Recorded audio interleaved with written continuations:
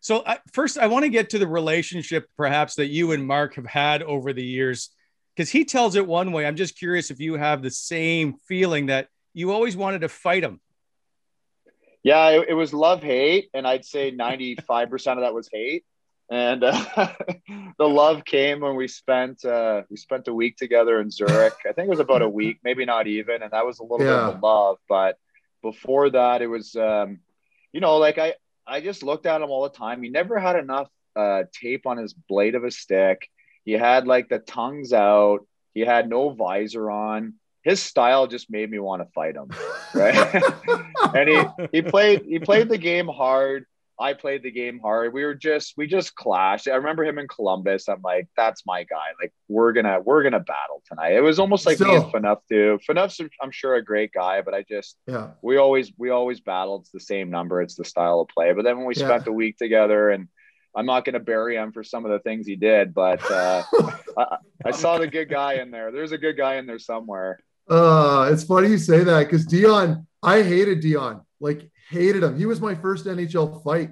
And I guess I met him at the same thing. I met him at the World Championships, and we became pretty close. So, I mean, the on ice character is never really always reflective of off ice, right? So, but Juice, I still remember like just being on draws, and you'd be standing there on the blue line as a D-man trying to fight me. And like, there was like a couple things going through my mind, because I'd be playing against the Sedins all the time, right? And I'd be a little rough sometimes with them. Humble brag.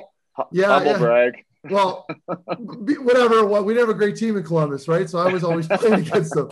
So Juice would be like over their winger, like yelling at me and calling me out. And I'm not a fighter, obviously. And the only time I would fight is if I was legitimately angry about something. But Juice, and the guy has Superman punches in his catalog of fights. So like, A, I didn't want to be Superman punched in front of 18,000 people, and B, I was never pissed off. So I never understood it. He was all over me all the time. Well, A, how did you get Dion to fight you? Because I wish I knew. I jumped him.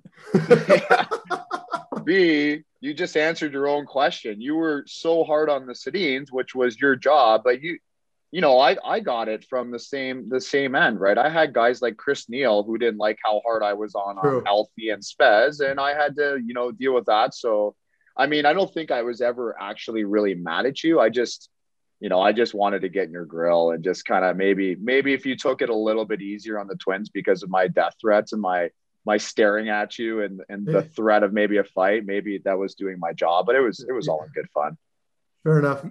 Meth is a lot bigger though. Like, did size ever matter when you're going into a fight? Like, I know you fought Tom Wilson and whatnot, but did you look at him going, he's a lot bigger? You're like, he's a little bit of a pushover. Well, like physically or ego wise? Yeah. No, what? I loved fighting bigger guys. So Meth size, perfect for me. When I hit the bag in the summer and when I did all my training, I had a bag that was 6'3", Dion Phaneuf size. So I always pictured fighting Phaneuf, and Meth is the same size as him.